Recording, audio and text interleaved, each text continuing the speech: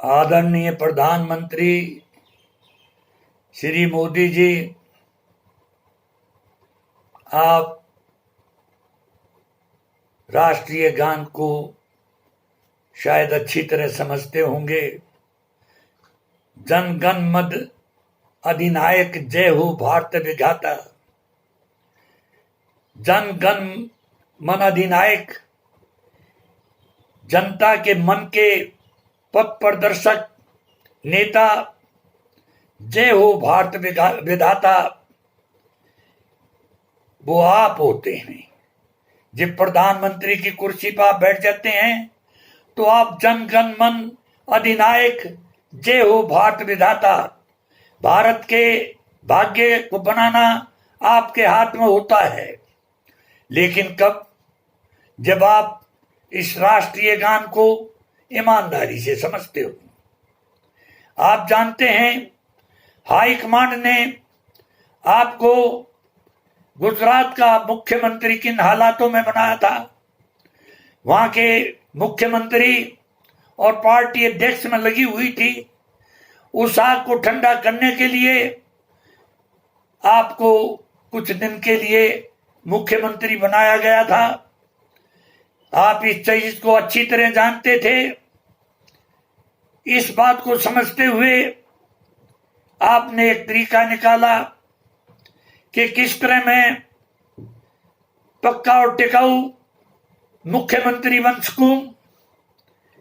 गोधरा कांड जैसे भी हुआ, प्रायोजित था या जिस ढंग से भी हुआ, आपने उसकी आड़ में देखा गुजरात के अंदर सांप्रदायिक दंगे भड़क गए। हिंदू मुसलमान का खुलकर झगड़ा हुआ और मुसलमानों को हजारों की तादाद में मार दिया गया। उनके घरों में घुस के तरह तरह की बेअदबी की गई। आप चुप रहे। आपने समय पर उनको रोका नहीं।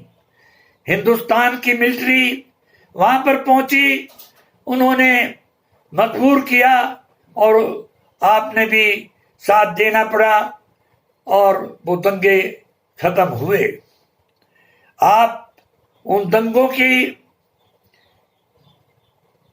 इस बात से कि आप जिम्मेवार हैं कभी मुक्त नहीं हो सकते। उसका कारण है कि चाहे कोर्ट ने आपको बरी कर दिया, लेकिन जनता की कोर्ट ने उन दंगों का अधिनायक आपको ही माना।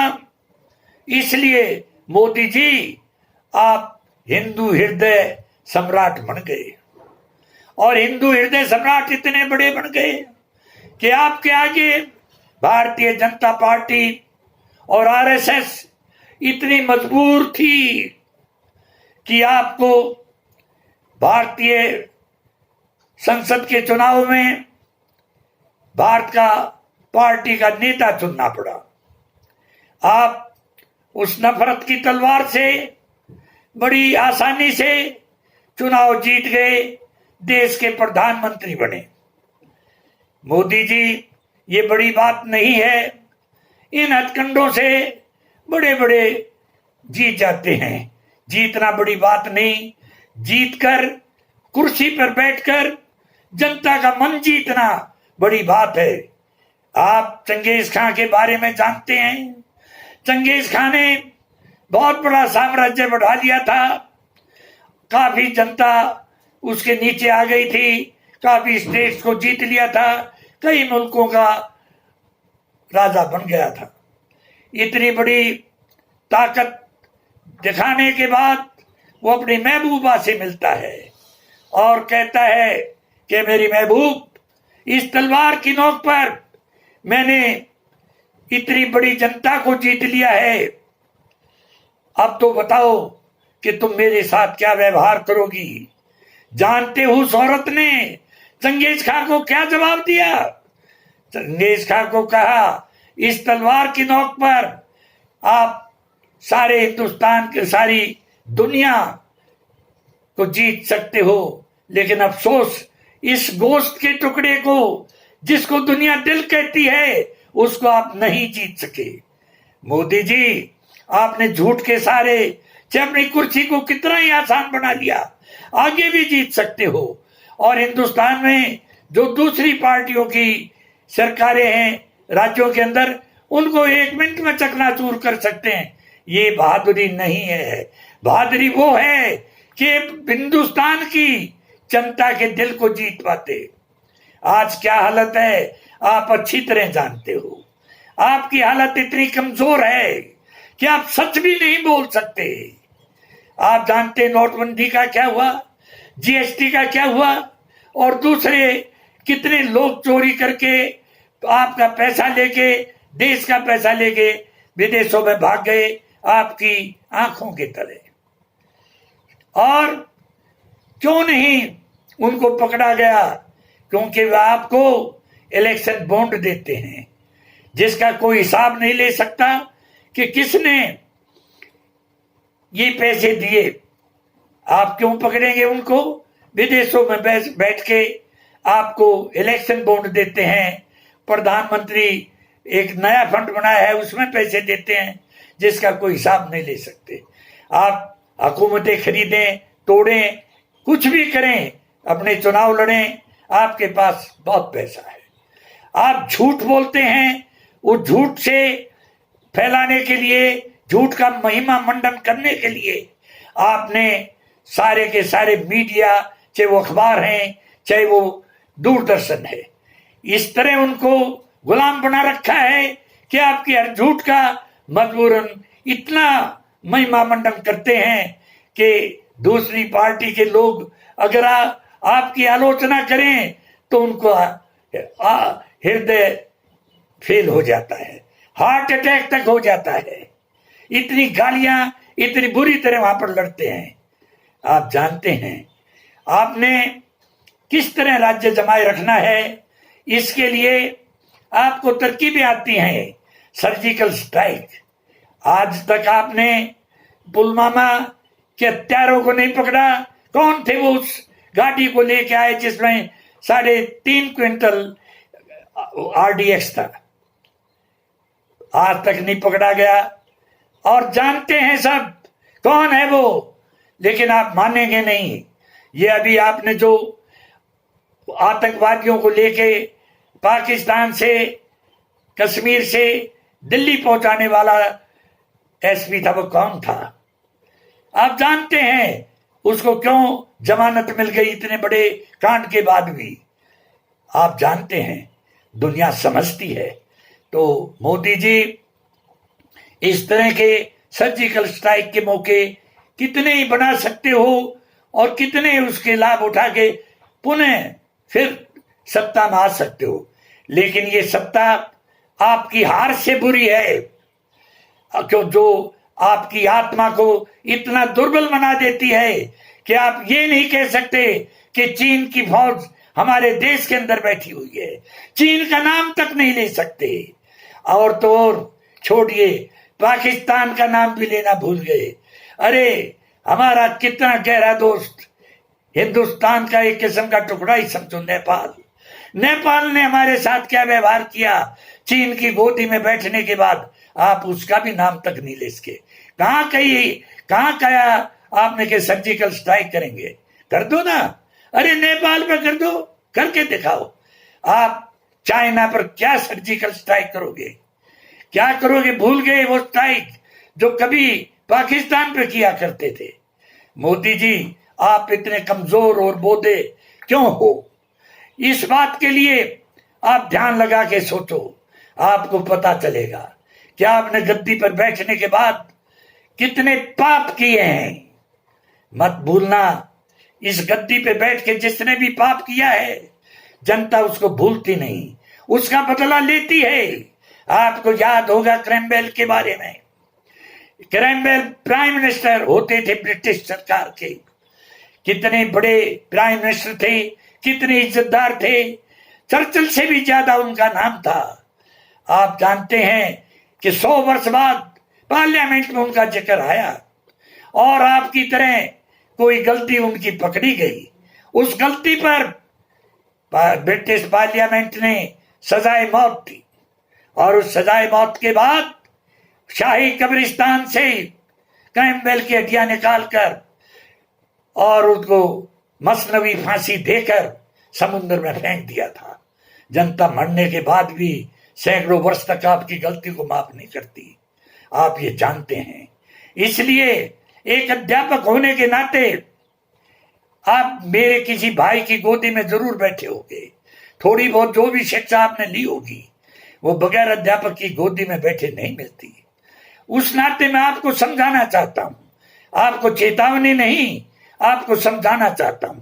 मैं और इस देश के सारे हिंदुस्तान के अध्यापक और हमारी गोदी में बैठने वाला विद्यार्थी जिसे आप देश का भविष्य कहते हैं, अध्यापक जिसको राष्ट्र निर्माता कहते हैं, आज आप इनकी गलतियों के लिए आपको समझाना चाहता है। आप बने रहें कुर्सी पर, लेकिन देश को गलत दिशा में ना ले जाएं। आप देखते हैं कि किसान की हालत क्या है, इसको आप कभी भी मजबूत नहीं होने देंगे। उसका कारण है कि अगर किसान मजबूत हो गया, किसान समृद्ध हो गया, तो आपकी तरह, आपके दोस्तों की तरह, आपकी पार्टी के नेताओं की तरह, आपके पूंजीपति दोस्तों की तरह अपने बच्चों को फौज में नहीं भेजेगा, पुलिस में नहीं भेजेगा। तो देश की सुरक्षा के लिए वो कौन सी फैक्ट्री होगी जहां से आपको फौज मिलेगी, जहां से आपको सीमाओं की सुरक्षा के लिए सिपाही मिलेगा, देश में आपकी बात मान के जनता को पीटने वाला सिपाही मिलेगा? कहां से मिलेगा अगर ये किसान समृद्ध हो गया तो? इसलिए आपने इसको समृद्ध नहीं होने देना, इसको जिंदा तो रखना है पर मरने भी नहीं देना। इस हालत में आज किसान को नेतृत्व मिल गया है हिंदुस्तान के अध्यापकों का, हिंदुस्तान के विद्यार्थियों का, जो अच्छी तरह किसानों को समझा रहे हैं। काला फूसी आंदोलन चला रखा है, एक एक किसान के दिमाग में ये बात बैठाई जा रही है कि टोटे के बिजनेस से निकलो। ये टोटे का बिजनेस हजारों लाखों करोड़ों रुपए की जमीन पर लाखों रुपया लगाकर 8 साल के बच्चे से लेके 80 साल के बूढ़े तक का खून और पसीने से पौधे को सींचकर आप हिंदुस्तान का पेट भर सकते हैं। आपका माल विदेशों में भी भेजा जा सकता है, लेकिन आपके पेट में नहीं आता।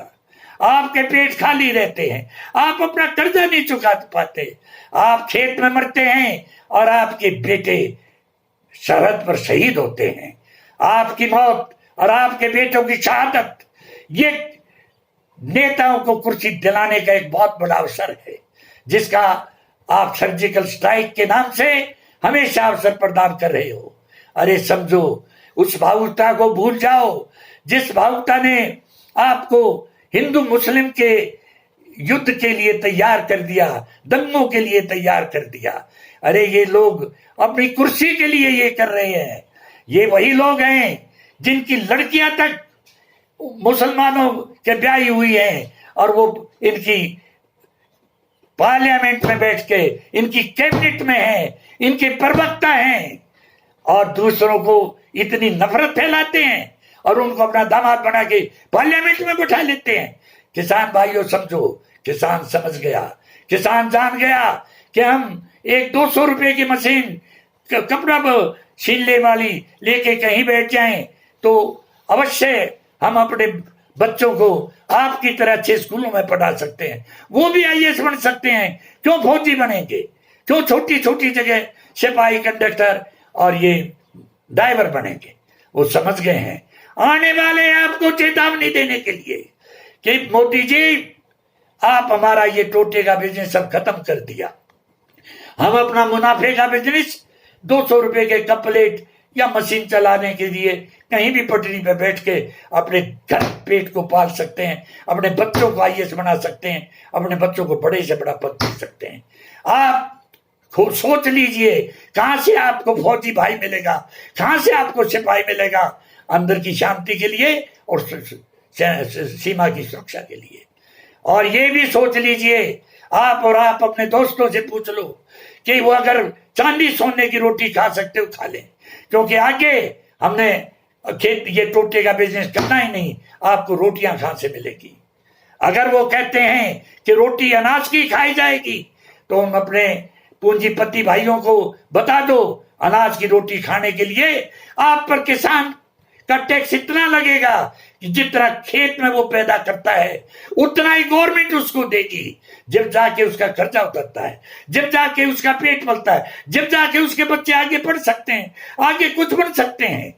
मोदी जी, अब किसान पागल नहीं है, ये राष्ट्र पागल नहीं है कि आपकी सर्जिकल स्ट्राइक और इस नफरत की तलवार से बिकता रहे, आपके मंदिर वंदिर इस तरह की बातों से अपने आप को दंडित करता रहे और आप कुर्सी पर बैठे रहे।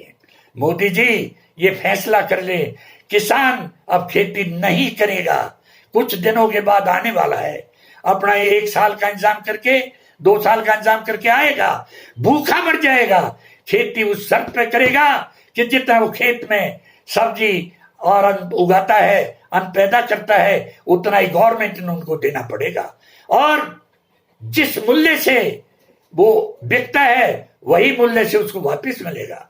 ऐसा मैं आपको बताऊं, इंग्लैंड के अंदर हुआ था। इंग्लैंड का किसान महारानी के सामने जाके खड़ा हो गया, उसने यही बात रखी, और ये बात रख के उन्होंने जब रानी को कहा तो रानी ने देश के नेताओं से, पूंजीपतियों से पूछा, यही फैसला हुआ कि हम किसान को टोटे में नहीं रहने देंगे, जितना वो पैदा करेगा उतना हम देंगे। जाके इंग्लैंड में देख लीजिए, ये है कि नहीं। और सारे कंट्रीज में, बहुत कंट्री ऐसे समृद्ध हैं जो उनमें ये है, किसान को उसकी उपज का उतना ही हुकूमत देती है।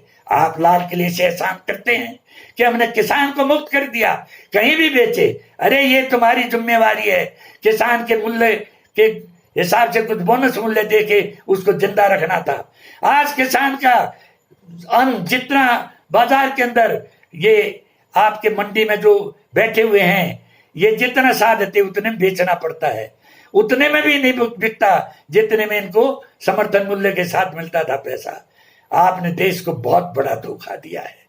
देश की 80% जनता जो किसान से जुड़ी हुई है, चाहे वो मजदूर है, चाहे व्यापारी है, और चाहे वो किसान है, वो सारे के सारे आज त्रस्त हैं। आप भूल जाइए कि आपकी कोई सर्जिकल स्ट्राइक या आपका कोई इस तरह का नफरत की तलवार आपको जिताने के लिए, कुर्सी पर बैठाने के लिए काम आएगी। देश समझ चुका है। हम नहीं चाहते कि आप कुर्सी चाहते, हमें कोई इस बात से वास्ता नहीं। हम पॉलिटिकल नहीं है, राजनीतिक नहीं है, हम अपने पेट के पालक हैं। आप जानते हो, बार बार कहते हो आप कि मैं गरीब का बेटा हूं, मैं एक चाय बेचने वाले का बेटा हूं। आपने तो चाय की केतली से वो नफरत की तलवार बना ली जिससे कुर्सी तक जा बैठे। आपकी पेट की आग ने उस चाय की केतली को पिघलाकर आपके हाथ में वो तलवार दे दी कि जिससे आप प्रधानमंत्री की कुर्सी पर बैठे। और ये भूल गए, जब किसान अपने हाथ की दराती, कस्सी, फाली को पेट की आग में जलाकर हाथ में वो तलवार बना लेगा, जिससे नफरतों और सर्जिकल स्ट्राइकों के हथकंडे खत्म हो जाते हैं और वो खुद इस देश के मालिक होकर बैठ जाएंगे। आपको मैंने बहुत बातें बतानी है, वो अगली वीडियो में बताऊंगा। आज मैंने केवल इतना ही बताना था। हाँ, बताना क्या था, हमने समझाना था, क्योंकि टीचर समझाता है। आपको अच्छा टीचर मिला होगा पर आप अच्छे विद्यार्थी नहीं रहे होंगे। टीचर को राष्ट्र निर्माता वैसे नहीं कहा जाता। मोदी जी, ये मेरी चेतावनी नहीं, आपको समझाना है कि यदि आप नहीं समझे तो अध्यापक और विद्यार्थियों को रास्ता पता है, जिस रास्ते से ये इस प्रकार के बेवकूफ कमजोर प्रधानमंत्रियों को कुर्सी से हटाया जाता है। आप अपनी पार्लियामेंट में जाके देखें, आप रिकॉर्ड निकाले 1972-73 का। हिंदुस्तान के टीचर ने इंदिरा गांधी की हुकूमत को, दिल्ली की काली सड़कों को रौंदते हुए इतना कमजोर कर दिया था। हिंदुस्तान की पार्लियामेंट में एक किस्म का भूकंप आ गया था, दीवारें हिलने लगी थी, इंदिरा जी और उसकी कैबिनेट की खोपड़ी फटने लगी थी।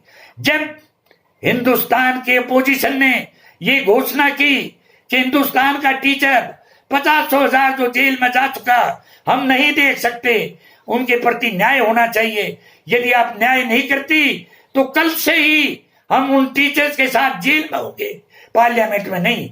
ये ललित शर्मा नहीं बोलता, ये मैं नहीं बोलता, आपके हिंदुस्तान की पार्लियामेंट का रिकॉर्ड बोलता है। 1972-73 की मार्च अप्रैल का आप रिकॉर्ड उठा के देखिए।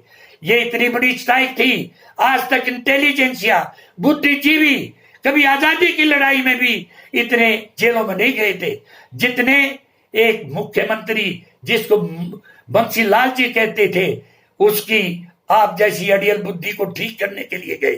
बुद्धि ठीक की, कुर्सी से हटाया गया और इंदिरा जी ने उसको अपने पास बुला के कोई मंत्री वंत्री बना दिया होगा। लेकिन मैं आपको सिर्फ ये उदाहरण इसलिए देता हूं कि आप समझें और समझने के बाद सही दिशा में काम करें। आपके मन की बहुत सुन ली, आपने जनता के मन की सुननी होगी मोदी जी। अगर नहीं सुनेंगे तो आप जानते हैं आप खुद ही अपने आप से ही आपने आरएसएस, बीजेपी, ये हिंदू विश्व परिषद आदि सब चीजों को नस्ते नाबूद कर दिया है। कोई ताकत नहीं आज आपके पास सिवाय इस नफरत की तलवार के जो आज हमने खूटी कर दी है। याद रखना, किसान के लिए, कमजोर के लिए, मजदूरों के लिए, जिनको आपको ने इतना मजबूर कर दिया कि वो नौकरी छोड़ के, अपना काम छोड़ के इस कोरोना के नाम से मरते गिरते किसी तरह फटियाल होके हजारों मील पैदल चल के अपने घरों में पहुंचे। मोदी जी, इससे आगे हम कल बात करेंगे। जय हिंद। भगवान आपको जो है सद्बुद्धि दे, हमारी भगवान से प्रार्थना है। आपके प्रति हमारी शुभ आशाएं, हम शुभकामनाएं देते हैं कि आपको बुद्धि आए और देश का नेतृत्व ईमानदारी से करें। जय हिंद।